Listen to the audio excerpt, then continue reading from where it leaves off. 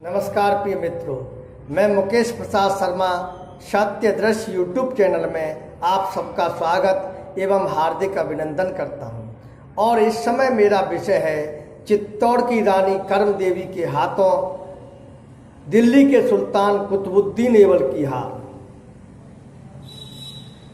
सन 1192 में तराना के द्वितीय युद्ध में पृथ्वीराज चौहान की मदद करते हुए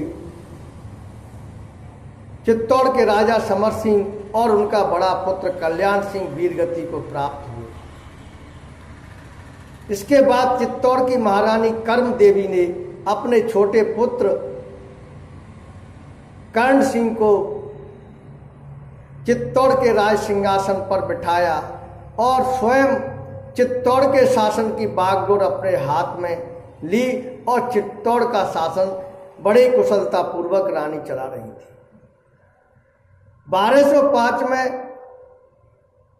मोहम्मद गौरी की हत्या के बाद कुतुबुद्दीन ने अपने आप को दिल्ली का सुल्तान घोषित कर दिया था, जो मोहम्मद गौरी के जीवन काल में दिल्ली का सूबेदार हुआ करता था।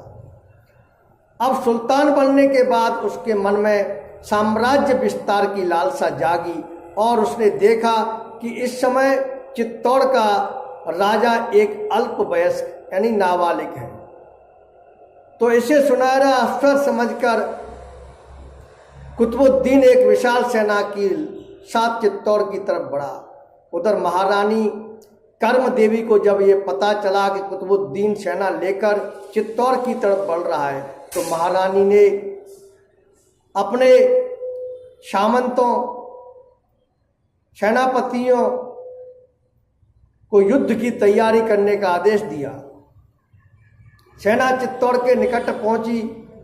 उसके बाद महारानी ने युद्ध की पोशाक पहनकर अपने सैनिकों में वीरता का जोश भरते हुए कहा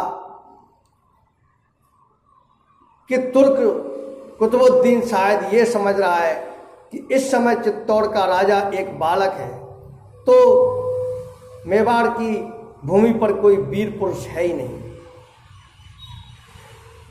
हमें उसको इसकी दृढ़ता का जवाब देना है। और महारानी ने के आह्वान पर मेवाड़ी राजपूतों की आंखों में खून उतर आया और उन्होंने हर हर महादेव का जय घोष करते हुए महारानी के नेतृत्व में सेना ने मैदान की तरफ कूच किया। महारानी अपने घोड़े पर ढाल और तलवार लेकर बड़े वीरता पूर्वक रणचंडी की तरह आगे बढ़ी। दोनों तरफ से घमासान युद्ध हुआ और इस युद्ध में शाम तक कोई निर्णय नहीं हुआ।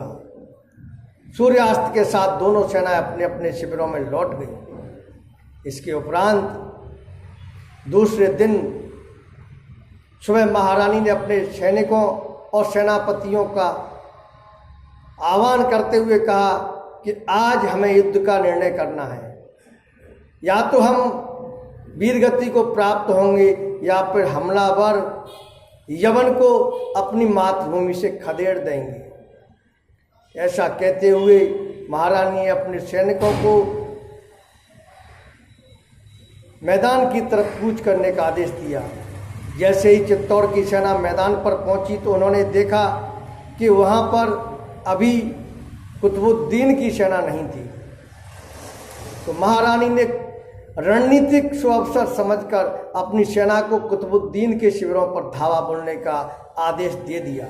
मेवाड़ी सेना ने तुर्क सैनिकों को गाजर मूली की तरह काटना शुरू कर दिया और इस अचानक हुए हमले में वे संभल भी नहीं पाए और उनको भागना पड़ा। सेना में भगदड़ी मच गई। कुतुबुद्दीन भी घायल हुआ, घायल होकर जान बचाकर भाग निकला। इस हार के बाद कुतुबुद्दीन कभी चित्तौड़ की तरफ आंख उठाकर देखने का साहस नहीं कर सका। मैं इस संदेश के माध्यम से जिहादियों को ये बता देना चाहता हूँ जो यह कहते हैं कि हमने इस देश पर 800 साल शासन किया। तो दिल्ली सल्तनत के समय में पग पग पर राजपूतों ने तुम्हारा प्रतिशोध किया और राजपूतों के प्रतिकार के कारण दिल्ली सल्तनत दिल्ली के आसपास तक ही सिमटी रही। और अगर कोई विजय प्राप्त भी की तो उनकी वो विजय अस्थायी सिद्ध हुई। मुगल काल का जो 200 साल का कालखंड है उसमें मुगलों और हिंदुओं राजपूतों सब ने मिलकर योगदान दिया था। इसलिए इस भ्रम को अपने दिमाग से जिहादी लोग निकाल दें कि हमने इस देश पर शासन किया 800 वर्ष तक।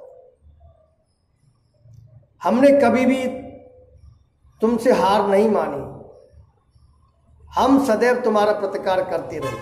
यदि हम हथियार डालकर हार मान लेते तो आज हमारी संस्कृति और हमारा धर्म पूरी तरह नष्ट हो जाता, जैसा कि ईरान, इराक, मिस्र आदि देशों की प्राचीन संस्कृति पूर्ण रूप से लुप्त हो गई है। लेकिन हमारे देश की प्राचीन काल से यही परंपरा रही थी कि हमारे देश के सूरमा योद्धा जब रण के लिए निकलते तो या तो वीर गति को प्राप्त होते या फिर सामने वाले को मौत के घाट उतारते या फिर उसे मैदान छोड़कर भागने को मजबूर कर देते। इसी परंपरा के चलते हुए हमारे योद्धाओं ने, भारतीय वीरों ने, राजपूतों ने, सिखों ने, मराठों ने, जाटों ने, गुर्जरों ने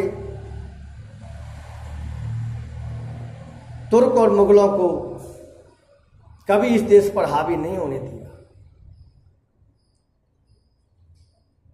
इसी के साथ ही मैं प्रिय बंधुओं आपसे अपने संदेश को अधिक से अधिक लोगों तक पहुंचाने का आग्रह करता हूं और आपके अपने चैनल क्षत्रदर्शी यूट्यूब को सब्सक्राइब करने का निवेदन करता हूं। जय हिंद, जय भारत, वंदे मातरम। राजनीतिक, धार्मिक, सामाजिक और देश हित से जुड़ी खबरों के लिए हमारे चैनल को सब्सक्राइब करें और बेल आइकन को जरूर दबाएं।